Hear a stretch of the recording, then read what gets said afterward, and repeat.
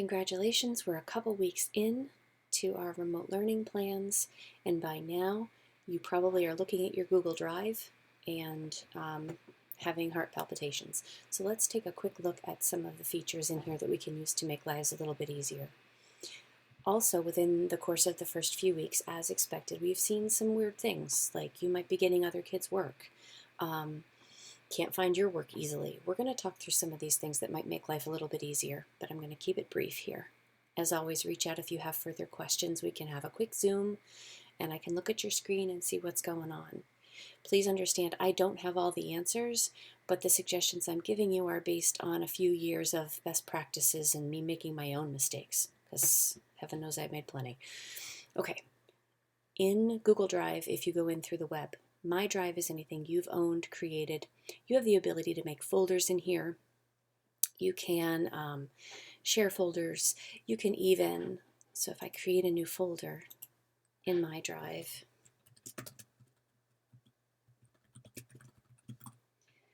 but I don't want to lose that in the shuffle. If I throw a symbol in here, it's going to put it to the top of my, toward the top of my folders, because it's going to alphabetize the symbols before the letters of the alphabet.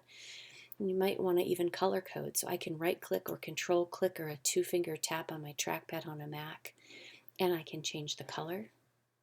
So if I want to keep certain courses or certain subjects or topics separate, I can do that. So maybe I have a folder of my things that I'm going to assign in classroom. I could color code that. The shared drives that I've mentioned before are an awesome tool for sharing among people, but here's the problem with this, as I've mentioned before. When you put things into a shared drive, you give up ownership. The drive owns it, you don't. So therefore, things like making a copy and assigning to Google Classroom become a little bit trickier, which is why I've advised us not to use this for assigning to Google Classroom. Then I'm not going to click on Shared with Me, because when I do, it will all have heart palpitations, but there's also student work in there, and I don't want that on my video. Shared with Me becomes what I consider lovingly the pit. Anything that someone else has created and shared with you lands in here. So this could be anything from you've received an email and it's opened in Drive. I would abandon all hope of trying to organize the Shared with Me folder. It will give you fits. We have unlimited storage space. My suggestion in the Shared with Me is only to go in there if someone has shared a folder with you and then bookmark that folder.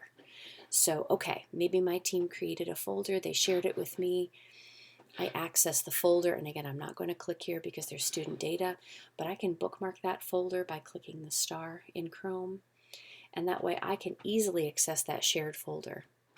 What I probably will notice is there's other students' work in Shared with Me, and that could be because I'm co-teaching with someone else. That could be because as my team has created things, if I'm assigning something to my Google Classroom out of Shared with Me, and I have not made a copy of it for myself, I'm going to see everybody's work.